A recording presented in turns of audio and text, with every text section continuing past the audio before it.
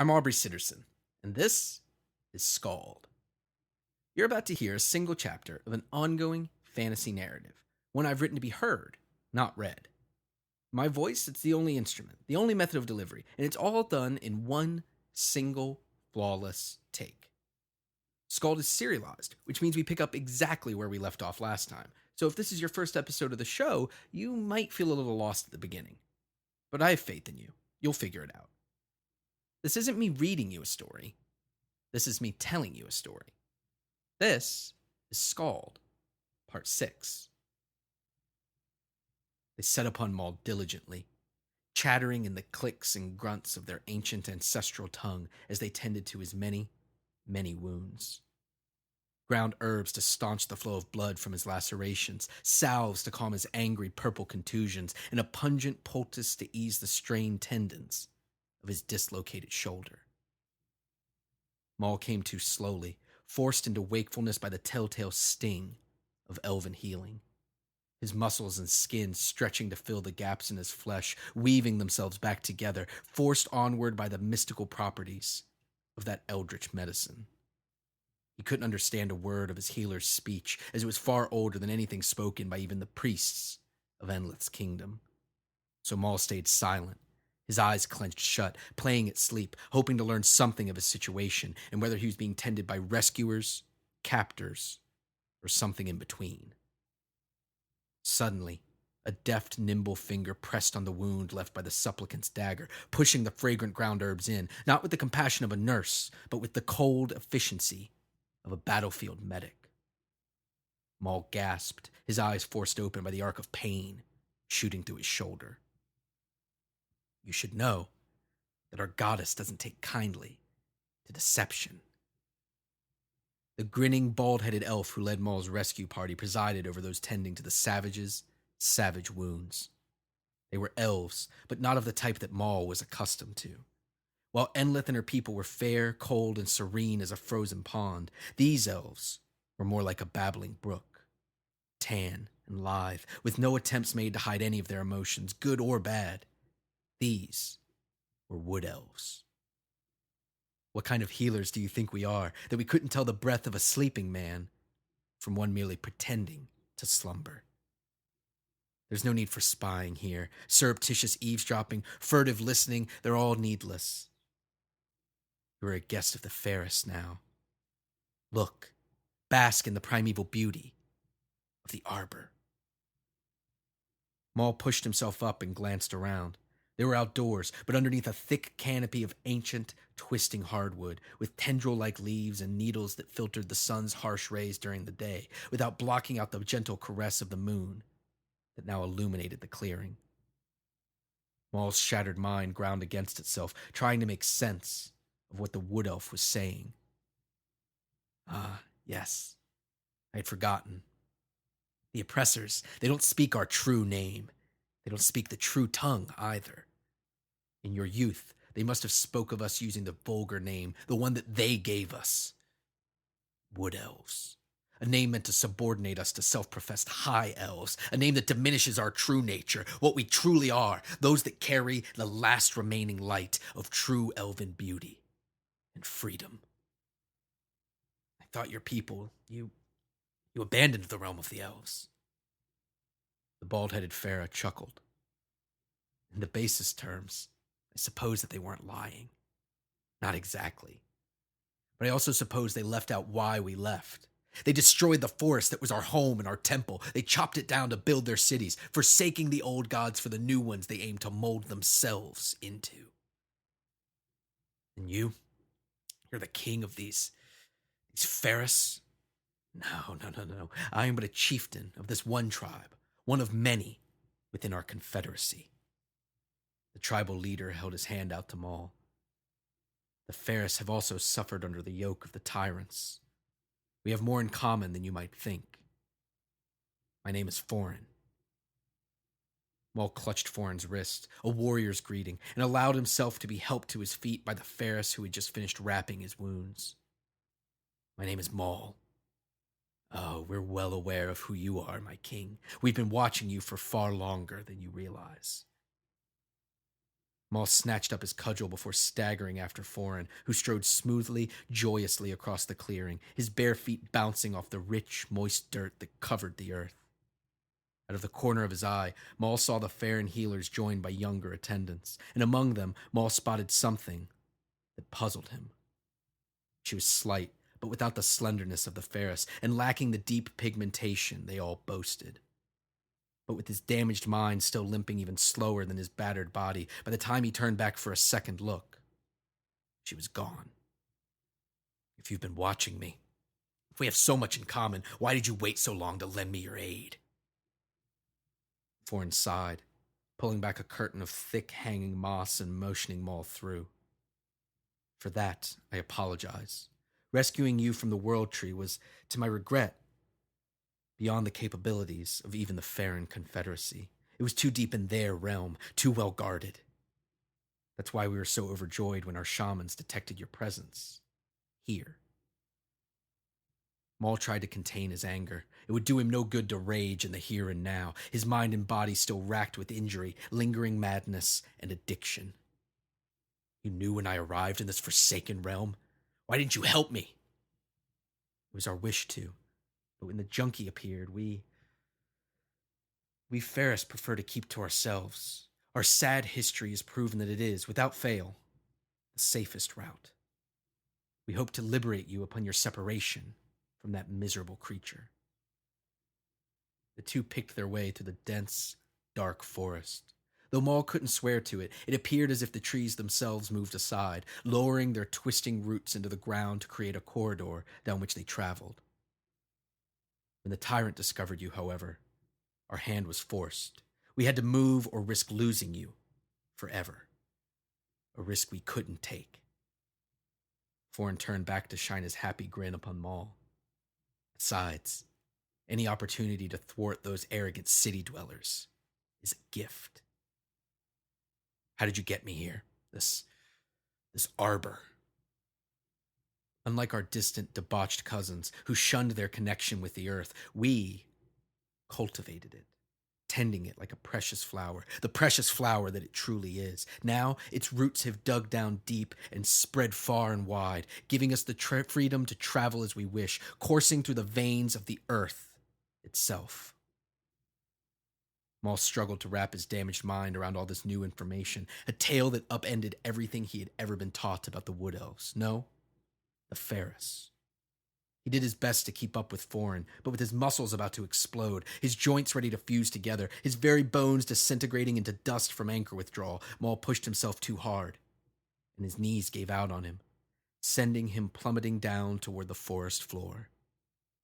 But before Maul could even put out his hands to break his fall, he was caught, then put right by two young, strong, smiling Ferris who had emerged almost instantaneously from the wooded darkness. As they helped Maul down that arboreal corridor, a look of concern stretched across Foreign's face. I'm sorry we could not rescue you sooner. What you must endure, what you must go through, it will not be pleasant, I'm afraid. Incensed that he required help to simply walk through the forest, Maul let his frustration take the reins with a barrage of queries that were more accusation than mere question. Why did you rescue me at all? What would you have me endure? What are you scheming, elf? Foreign let out his good-natured chuckle once again as he led them into another, larger clearing, full of simple wooden tables and benches. Maul was gently helped to one in the center. I always forget about the distrust that bubbles up so easily within your kind. It's fascinating. Then you aren't scheming anything? Foreign laughed as he took a seat next to Maul. Oh no, we most definitely are scheming something, and there most definitely was a reason behind your rescue. You heard the new tyrant.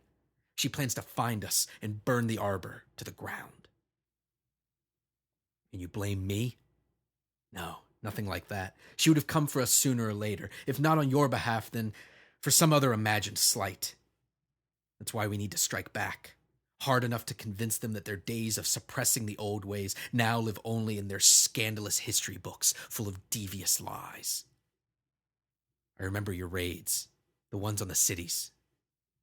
You only remember the failures The successful ones remained secret even as they tore apart the threads of that decadent civilization with bricks made of my people's bones and mortar from their tears. So you want me to lead one of your secret raids? No, nothing as menial as all that. The raids, they're disruptive. But that's all. We need something bigger. Something that will shake them to their very core. Our shamans have found it. A way to strike mercilessly, to pay them back tenfold for what they took from us. A sentiment that I imagine you can empathize with. Maul grunted in agreement, hatred furrowing his brow. Foreign leaned in closer, talking softly as Ferris began to enter the clearing, laughing and joking as they took their places at the wooden tables. They miss only one ingredient to cast their ancient spell, a crucial component of a ritual forgotten for generations, only recently unearthed. There's a monster to the north, where the woods thin and snow coats the earth. It reigns supreme there, and not another beast dares draw breath in its domain. We need its horn, ripped from its skull. The old Ferris smiled and patted Maul gently on the knee. A task I believe you've proven yourself well suited for. You want me to break off some stupid beast's horn? Is that all? Maul laughed and pulled away from Foreign's touch. Sure, I'm well enough suited for it, just like probably 100 elves in your confederacy. Have them do it. Foreign's smile left his face. Our allegiance is with the earth, and as such, there are some things we will not do. We must not do. Destroying this magnificent beast, the last of its kind, is one of these. The Ferris are forbidden from such transgressions. Now it was Maul's turn to grin, as he understood what Foreign was asking, what he really wanted. So I'm your loophole. You wouldn't dare dirty your hands with the task, so have the human, the savage, do it for you. Am I understanding you, Foreign? Yes.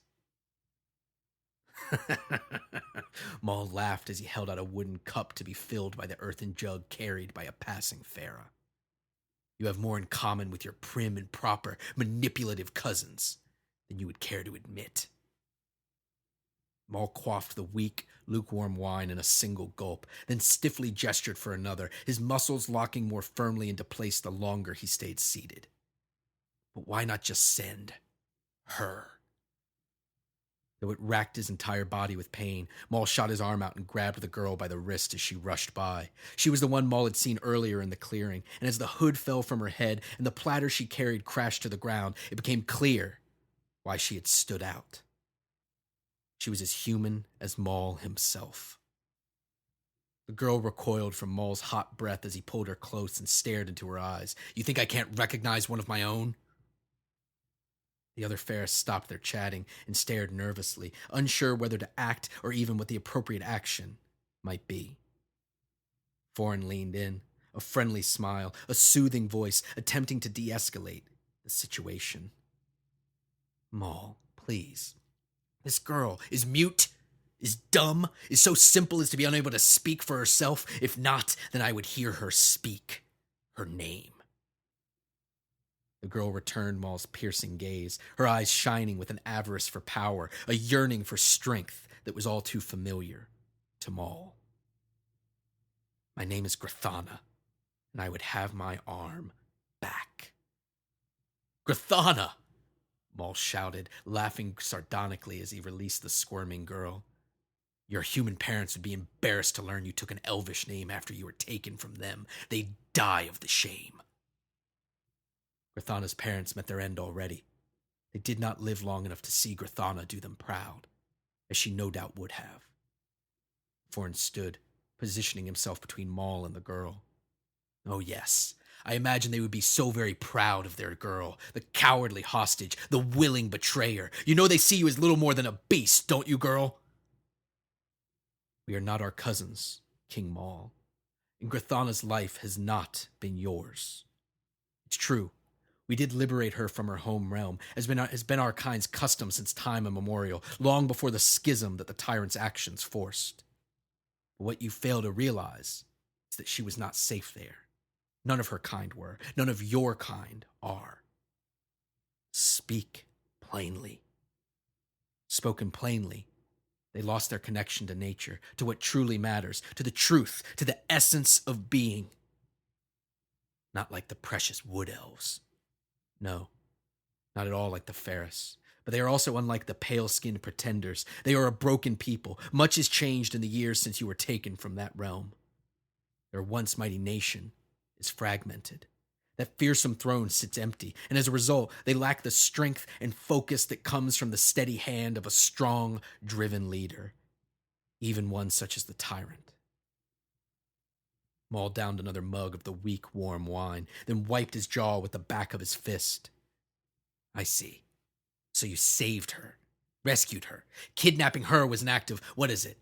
Benevolence. The Ferris have a keen eye for mockery, my king. But yes, it was a benevolent act, and she is quite dear to us. So dear that we refuse to send her into the treacherous north at this tender of an age, so young and inexperienced as to be mercilessly gored by the monster. You won't go yourselves. You won't send your pet, and that's what you are to them, girl. Don't you dare forget it. But tell me, Foreign, why should I risk that merciless goring? What do I have to gain by risking my life for your revenge? Punishing them isn't reward enough? If it was, I'd still be there. Maul touched the cudgel that he had reattached to his waist, beating the breath out of every last arrogant one. Of course. How foolish of me. Foreign smiled again, eager to unleash the bloodlust of this powerful savage upon his enemies. The roots that brought you here, we can use them for far more than that. They enable our raids, as they are the conduit to our rightful home realm, and they may be the same to you and yours. Maul suddenly took interest, as this pharaoh offered him that which he had snatched from his grasp, safe passage to the world of men. Even if what Foreign said was true, even if his once great civilization was torn, broken into pieces, with the throne sitting empty, that just made it easier to gather up those pieces and take the throne for himself.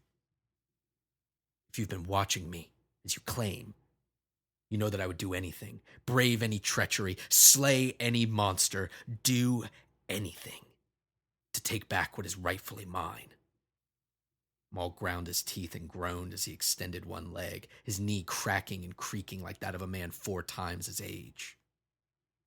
But you'd also know that this anchor has taken a dire toll on me and my body. We do indeed. We know all about your dalliance with that vile concoction, one banned and shunned in this hallowed forest. Foreign took his seat again, gesturing for Grathana to join them at the table. We can relieve you of your addiction, though I fear the cure may be worse than the symptoms in its own horrible way. Once administered, your body will once again be whole. What's inside your head, however? Foreign shuddered. My head will be troubled until I place my crown upon it. Maul eyed Grathana with suspicion and creeping recognition as she took a seat opposite of him. He let out the sigh of a man resigned to his fate. Very well. If you can heal me, if you can send me home, I'll do it. Excellent. Foreign beamed brightly as he took a passing earthen jug and filled Maul's cup himself, a gesture seen as a great kindness and show of respect among the Ferris. But if I'm to fetch you your precious horn, you'll need to retrieve something precious to me. Summon a raiding party. I'll give them their orders. Foreign laughed again, as did the Ferris within earshot, delighted by Maul's acquiescence, tickled by his eagerness, relieved but anxious to have this savage, uncontrollable force of nature throwing in with them. There will be more than enough time for all of that. Foreign glanced around the now full clearing, smiling warmly. Everyone looks to have arrived, and I'm sure you must be famished. Whatever it is those soulless monsters stole from you, our finest raiders will retrieve it. I'll lead them myself. Tell us of their villainy over our midnight repast.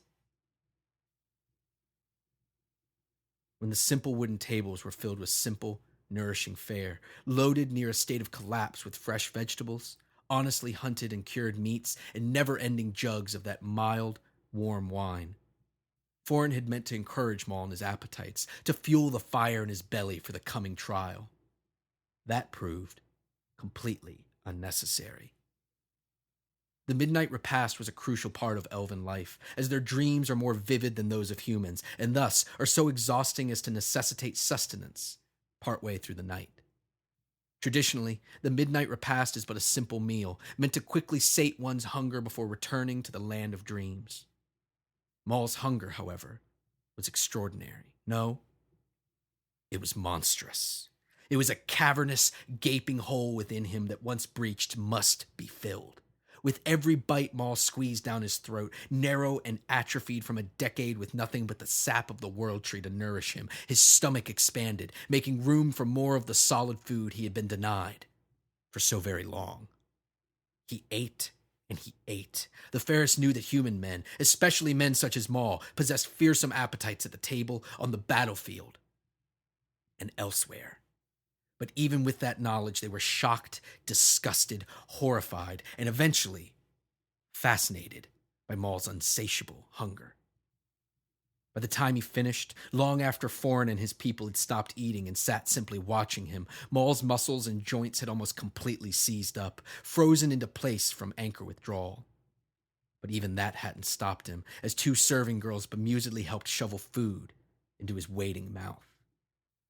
After clearing his plate, I don't even know how many times, Maul leaned back, nodding toward the wine. Foreign himself helped Maul with this last mighty gulp of wine. He asked Maul if he was ready, to which Maul simply nodded.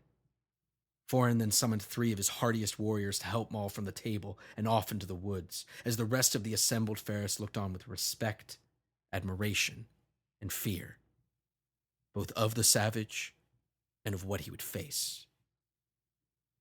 Though Maul tried to walk, to propel himself down the gently opening path with his own power, it was merely pretense. Without the anchor, his body had turned on him completely. If not for these Ferris, he would have no choice but to simply wait for starvation, or for the muscles of his heart to also give in to the withdrawal, whichever came first. When they arrived at the cave, Maul no longer had to pretend that he was walking, and for that, he was relieved, despite the fact that his escorts wore masks of complete, abject terror on their wide, previously grinning faces. They carried him into the cave, and as Maul's eyes adjusted to the darkness, he understood their fear. Waiting, lurking, heaving in the darkness, it sat, pulsating, oozing. It rested in our dimension, but it clearly emanated from elsewhere. Maul noticed that his guards were holding their breath, despite the exertion that came with lugging his powerful frame, and as the malodorous odor crept up into his nostrils, he learned why. This thing, quivering, moaning, groaning, blinking in and out of existence in a pattern that defied explanation or understanding, an otherworldly rhythm beyond the ken of mortal beings, at least those limited to our simple conception of the world. This terrible thing, not beast, but something else, it shook and it laughed. It assaulted Maul's mind, blasting it in a way that was not wholly unfamiliar to him. The Ferris dropped him unceremoniously, barely in time for the one, he who had given in to the nefarious temptation to gaze upon that unnatural heap, he who had submitted to the horror. He collapsed in a quivering heap of his own. His other escorts rushed to his aid, but one, in his exertions, took in an errant breath of that fetid air. It rushed down his throat into his stomach, buckling him over, causing him to void the entirety of his midnight repast in a gushing torrent of bile. The two carried the one, rushing out of the cave, leaving Maul alone in the dark with that terrible, oozing horror. They had tried to ready him, told him of the unspeakable, unnatural heap that awaited him, but nothing could prepare him for this. He knew that it was the only way, the only thing that could cure his addiction, could free him from the shackles Rorg and the anchor had placed upon him, so he did the only thing that he could. He tensed his muscles, he commanded them to work, and he dragged himself forward. It took an eternity, A glacially paced forever, but he made it, cowering underneath the pulsing mass of evil, and before he knew it, it was upon him.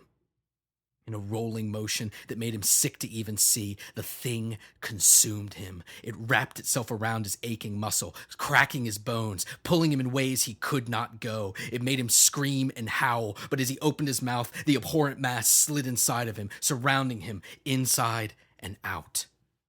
As the madness began to set in, Maul smelled the colors, and he heard the scents. He felt the sounds, and he saw his misery, as all that the heaving obscenity contained came roiling up from the underneath, and riding the crest of that wave, that hideous sardonic smile.